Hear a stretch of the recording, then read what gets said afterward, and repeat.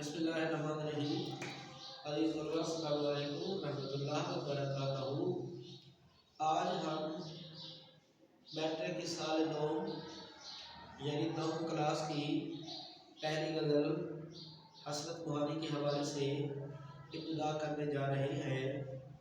आप अपने इम्तहान की तैयारी के लिए इस गज़ल को देखें कि गज़ल की तशरीह हमने पेपर में किस तरह करनी है। अजीज़ तलबा, आपको पता होगा कि 10वीं के सिलेबस में हमारी 4 गज़लें शामिल हैं। हम आज पहली गज़ल से बिस्मिल्लाहिर्रहमानिर्रहीम कर रहे हैं। गज़ल के 3 अशार दिए जाएंगे जिनमें से आपको कोई से 2 करना पड़ेंगे।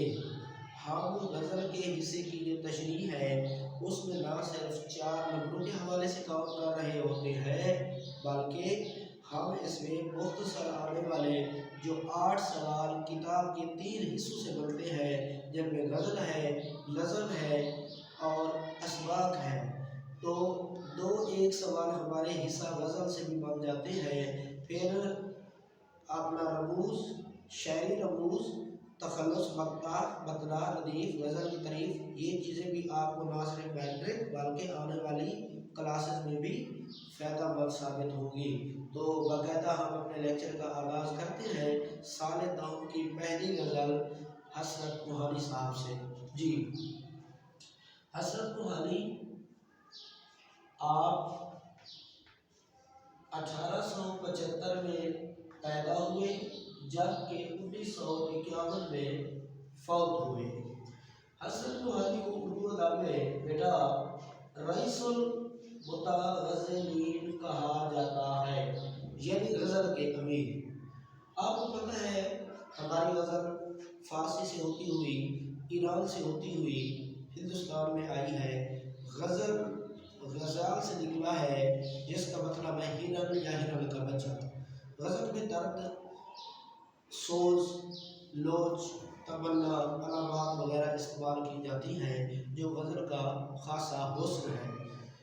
हसरत कुहानी के अगर हम मिजाज की बात करें तो 1946 में ये मुस्लिम लीग के टिकट पर कामयाब उम्मीदवार बने थे।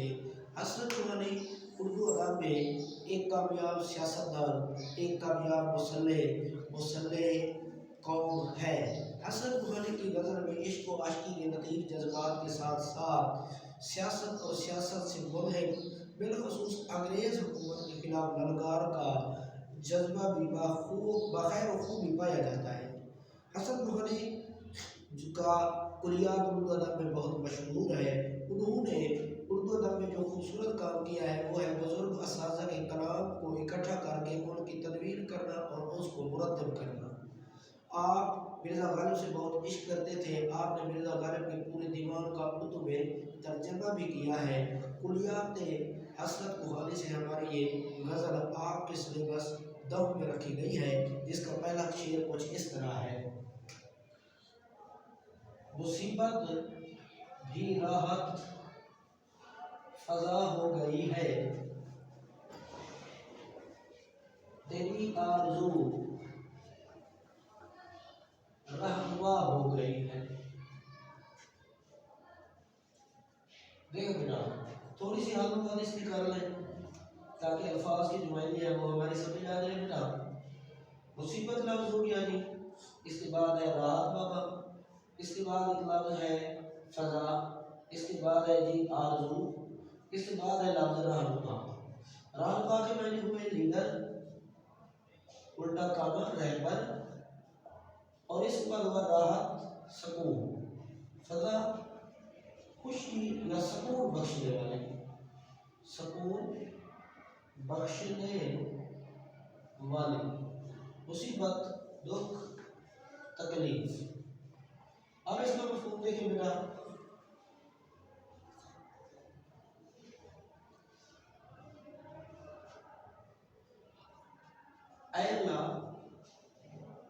आगे लाइट डाल देते हैं। आपके रास्ते में आने वाली मुश्किलें मैं बर्दाश्त करता गया,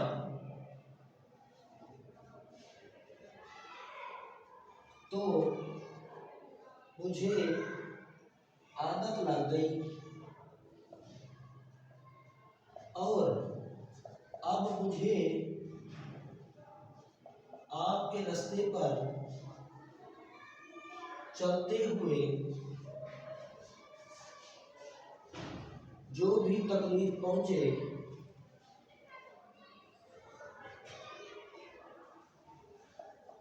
وہ میرے لیے خوشی کا باعث ہوتی ہے۔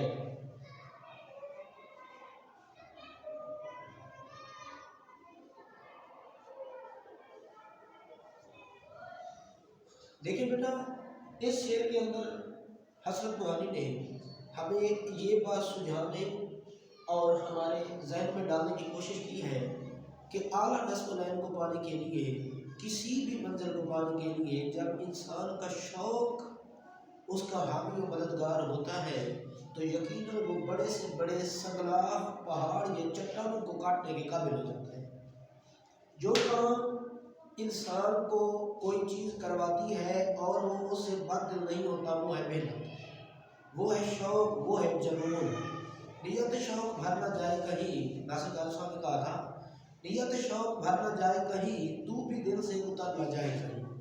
اگر بندے کو کسی چیز کا شوق ہو تو راستے میں حائل ہونے والی تمام مصیبتیں وہ باخیر و خوبی ان سے گزر جاتا ہے۔ کچھ اسی قسم کی کیفیت کا بیان یہاں پر رئیس المتعزلین غزل کے امیر سید حسرت موہانی نے دیا ہوا ہے۔ آپ کو میں نے تھوڑی دیر پہلے اردو میں بتایا تھا کہ حسرت موہانی اردو غزل کے ایک ایسے شاعر ہیں جنہیں قید و بند کی صحبتیں دی گئیں کیونکہ وہ انگریز حکومت کے خلاف تھے۔ وہ ایک کھرے سچے مشرقی مسلمان تھے۔ وہ چاہتے تھے کہ مسلمان دنیا میں وہی کامیابی اور بالکل برے صغیر میں وہی کامیابی سمجھے جو اس سے پہلے ان کا ماضی میں مقدر تھی، اور انہوں نے ماضی میں اپنا نام کمایا۔ اب کیا ہے عزیز طلباء، کوئی بھی کام ہم شروع کرتے ہیں اس کے لیے سب سے پہلے ہمیں ارادہ کرنے کی ضرورت ہوتی ہے۔ چین ملک کی ایک کہاوت ہے کہ ارادہ آدھی منزل ہے۔ جب آپ کوئی بھی ارادہ کر لیتے ہیں کسی کام کو کرنے کا تو آپ آدھی منزل پا لیتے ہیں۔ آدھی منزل مزید جو ہے وہ آپ کے شوق، جنون، اشرتا سری کی وجہ سے پوری ہو جاتی ہے۔ اردو میں اس قبیل کے اس لہجے اور موضوعات پر کئی اشعار ملتے ہیں۔ اذیت مصیبت ملامت بلائیں، اذیت مصیبت ملامت بلائیں، تیرے شوق میں ہم نے کیا کیا نہ دیکھا، تیرے عشق میں ہم نے کیا کیا نہ دیکھا۔ یعنی جب انسان کو کسی کام کو کرنے کے لیے عشق لگ جاتا ہے تو وہ بڑی سی بڑی منزل کو بھی پانے میں کتراتا نہیں ہے۔ حسرت موہانی کی پوری زندگی اسی چیز سے جڑی ہوئی ہے کہ وہ بہت زیادہ محنت کرنے والے بندے تھے۔ وہ بی اے کے طالب علم تھے کہ علی گڑھ یونیورسٹی میں انہیں رسالے میں حکومت وقت کے خلاف لکھنے کی پاداش میں قید و بند سے گزارا گیا۔ مشاہدات زندہ، آپ دیکھیں اس کی پوری کتاب ہے جس کے اندر وہ اپنی زندگی کے حالات و واقعات بتاتا ہے۔ ہم کون کے، سید حسن صاحب کو میں شعر پڑھ رہا ہوں اس وقت کے لیے، ہم کون کے صادق ہیں اگر جان بھی جاتی، ہم کون کے صادق ہیں اگر جان بھی جاتی، واللہ کبھی خدمت انگریز نہ کرتے۔ تو آپ نے عزیز طلباء زندگی کے جس بھی میدان میں کار ہے نمایاں انجام دینے ہیں، آپ کو اس کے لیے محنت کرنی پڑے گی۔ نامی کوئی بغیر مشقت نہیں ہوا، نامی کوئی بغیر مشقت نہیں ہوا، 100 بار عقیق کٹا تب نہیں ہوا۔ ایک انگلی میں پائے جانے والے ایک رنگ کی مثال آپ لے لیں، اس میں جو نگینا پتھر جڑا جاتا ہے وہ اس جڑت سے رکھا جاتا ہے کہ دیکھنے والوں کو اچھا لگتا ہے، وہ گھڑتے گھڑتے تراشتے تراشتے تکالیفیں اٹھاتے اٹھاتے اس مقام پر پہنچے ہیں۔ نہاد اس گلشن میں جتنے بڑے ہیں ہمیشہ وہ نیچے سے اوپر چڑھے ہیں۔ تکالیف جنہوں نے برداشت کیا ان کو اللہ نے عظمت و بلندی دی ہے۔ اس شعر کے اندر بھی شاعر اسی قسم کی بات کریں گے جب ہم اپنا عشق اللہ تبارک و تعالیٰ سے کر لیتے ہیں، جس کا حضرت ابراہیم خلیل اللہ نے اللہ کے ساتھ عشق کیا تھا اور بدلے میں انہیں آگ میں پھینکا گیا تب بھی انہیں کوئی فکر لاحق نہ تھی۔ کیوں؟ کیونکہ وہ اللہ کے ساتھ کمٹمنٹ کر چکے تھے اللہ کے ساتھ، ان کا عہد ہو چکا تھا کہ وہ ہر حالت میں اللہ کے ساتھ اپنی محبت نبھائیں گے۔ جب ہمیں کسی چیز سے عشق ہو جاتا ہے، اگر اللہ سے بندے کو عشق ہو جاتا ہے، اس شعر کے پوائنٹ آف ویو سے اگر اللہ کو اپنی آرزو کا مقصد، مبدا، مدعا اور مین چیز آپ بنا لیتے ہیں تو یقیناً راستے میں پھر آنے والی ساری تکلیفیں پھر ذبیح اللہ اسماعیل علیہ السلام کٹنے مرنے کے لیے تیار ہو جائے گی۔ پھر ابراہیم علیہ السلام اللہ کے یہاں قربانی، عشق قربانی بنتا ہے بچے، یہاں پر قربانی کی ساری بات ہو رہی ہے کہ آپ قربانی نہیں دے سکتے، مصیبت نہیں جھیل سکتے تو پھر آپ کا عشق میں کوئی مقام نہیں ہے، پھر آپ دنیا میں ڈاکری یا کوئی مقام پیدا نہیں کر سکتے۔ جو لوگ چیلنج قبول نہیں کر سکتے وہ کبھی کامیاب نہیں ہو سکتے، جو محنت سے کتراتے ہیں وہ کبھی کامیاب نہیں ہو سکتے۔ اب ہم اپنی غزل کا جانا بیٹا دوسرا شعر پڑھیں گے کہ اس غزل کے دوسرے شعر میں شاعر نے کیا کچھ کہا ہوا ہے۔ دوسرا شعر بچے کچھ اس طرح ہے غزل کا کہ اس میں شاعر ہمیں کہتا ہے، اب جو ہے نا آپ اس کی حلوت کرتے رہیے گا، میں آپ کو مفہوم اور تشریح کے بارے میں بیٹا بتا دیتا ہوں کہ یہ وہ راستہ ہے دیار وفا کا جہاں باد سرسر صبا ہو گئی ہے۔ یہ وہ راستہ ہے دیار وفا کا جہاں باد سرسر صبا ہو گئی ہے۔ اب اس کا جب ہم حلوت بچے کریں گے تو دیار وفا کی بستی، نبھانے والوں کا دیس، نبھانے والوں کا نگر، اور راستہ راہ ہو گیا بیٹا باد سر کٹے لکھے کے ہر وقت میں طوفانی ہوا، خطروں سے بھرا ہوا رستہ، صبا صبح کی ٹھنڈی ہوا، یعنی اس کے معنی بیٹا اس کی معنی اور اس کی معنی آپ نے لکھ دے رہے، اس کے بھی لکھ سکتے ہیں۔ اس کے بعد ہم اس کا کرتے ہیں مفہوم بیٹا جو 2-2.5 لائن سے زیادہ نہیں ہونا چاہیے۔ نبھانے والی بستی کے جو لوگ ہوتے ہیں وہ ایسے لوگ ہوتے ہیں کہ وہ مشکلات کو برداشت کرتے ہیں، اللہ ان کو منزل پر پہنچا کر خوشیاں دان کرتا ہے، اور منزل پر پہنچ کر وہ تھکن بھول جاتے ہیں۔ عزیز طلباء، اس شعر کے اندر جو حسن بہاری کی غزل کا دوسرا شعر ہے، شاید دوبارہ ہمیں چلنے کی، دوبارہ محنت کرنے کی، دوبارہ اپنے نصب العین، اپنے گیئر، اپنے ایم، اپنے گول، اپنی اچیومنٹس پوری کرنے کی تلقین کر رہا ہے۔ شعر کے اندر ہمیں اسٹرگل کرنے کے لیے میں اکیلا ہی چلا تھا جانب منزل مگر، میں اکیلا ہی چلا تھا جانب منزل مگر، لوگ ساتھ آتے گئے اور کارواں بنتا گیا۔ بعض اوقات انسان کسی اچھے مقصد کے لیے باہر نکلتا ہے تو اکیلا نکلتا ہے اور ساتھ میں اس کے لوگوں کی قطار بن جاتی ہے، اور بعض اوقات زندگی میں صرف اکیلے ہی سارے سفر طے کرنے پڑتے ہیں۔ کچھ اسی قسم کی کیفیت یہاں پر حسن بہاری نے پیش کی ہے۔ حسن بہاری کہہ رہے ہیں کہ بیٹا یہ دنیا، یہ فانی دنیا، کل من علیہا فان، یہاں پر تمام چیزوں میں مٹ جانا ہے، سچ کے راستے کے لیے کوئی آگے نہیں بڑھتا۔ اگر کوئی بڑھ رہا ہے تو اسے یہ سفر طے کرنا ہے اکیلے میں، اسے اس امید پر گھر سے نہیں نکلنا چاہیے کہ میرے ساتھ ایک قافلہ سفر کرے گا۔ بیگا غالب نے کہا تھا، کانٹوں کی زباں سوکھ گئی پیاس سے یا رب، کانٹوں کی زباں سوکھ گئی پیاس سے یا رب، ایک آب لمبا وادی پرخار میں آئے۔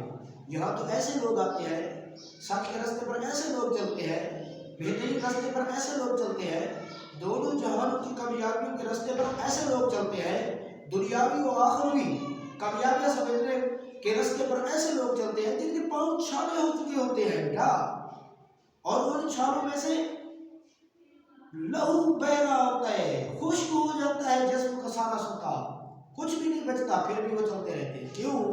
क्योंकि उन्हें मंजिल का शौक होता है, क्योंकि वो अपने मकसद को पाना चाहते हैं और उस मकसद को पाने के लिए आने वाली तकालीफ को बर्दाश्त करते करते करते करते वो उस वादी, उस नुक्ते पर, उस अंजाम पर पहुंच जाते हैं जिन्हें हम कामयाबी कहते हैं, जिन्हें हम मकसद को पा लेना कहते हैं, कह देते हैं। और वहाँ पर उन्हें मिलती है ठंडी हवा, सरसर तूफान थे बेटा। जिंदगी है या कोई तूफान है? जिंदगी तूफान है। देखिए दूसरा शब्द भी कह रहा है इसको, जिंदगी है या कोई तूफान है। हम तो इस जीने के हाथ ऊपर चले, ये जिंदगी है ही मरने का मकाम। लेकिन अगर दूसरों के काम आने वाली बात है, अगर वीर बनाने वाली बात है, तो फिर जब आप वीर बना लेते हैं, आप मुसीबतों को बर्दाश्त कर लेते हैं, आप फिर जब मंजिल पर पहुंच जाते हैं तो फिर आपको सवा मिलती है, सुख की ठंडी हवा मिलती है। दुनिया में जो भी लोग थे उन्होंने पहला कदम रखा और फिर आखिरी कदम तक पहुंचे। इस एक एक कदम को बनाने में उन्हें जो दिक्कत, एक एक कदम आगे बढ़ने में मंजिल के, उन्हें जो हजार बलाओं का सबका वास्ता उनका पड़ा है, उन्होंने तो मुकाबला किया है। 11वीं में ख्वाजा हैदर अली आतिशी की गजल का मक्ता होता है, बेटा हम पढ़ाते हैं बच्चों को, उसमें बड़ी कमाल की बात लिखी गई है। थके जो पाँव तो चल सर के पर न चाहे आतिश, गुले मुराद है मंजिल में खार राह में, रास्ते में कांटे बिछे हुए हैं। जो मंजिल है वो आपको सिर्फ कहाँ मिलेगी? तकलीफों को बर्दाश्त करने के बाद मिलेगी। कुछ इसी किस्म का सबक इसमें जो है ना दिया जा रहा है। ये बेटा मेरी गजल का जो है ना आपसे एक तो पहला तारुफ था, ये 2 शेर आपके लेक्चर के हो गए हैं। इंशाल्लाह बाकी जो 3 शेर बच रहे हैं इस गजल के, मैं अगले लेक्चर में उनको जो है ना अपलोड कर दूंगा। आप वीडियो को देखें, लाइक करें, सब्सक्राइब करें, अपने दोस्तों तक भेजें, इम्तिहान की तैयारी करें। अल्लाह आपको खुश रखे।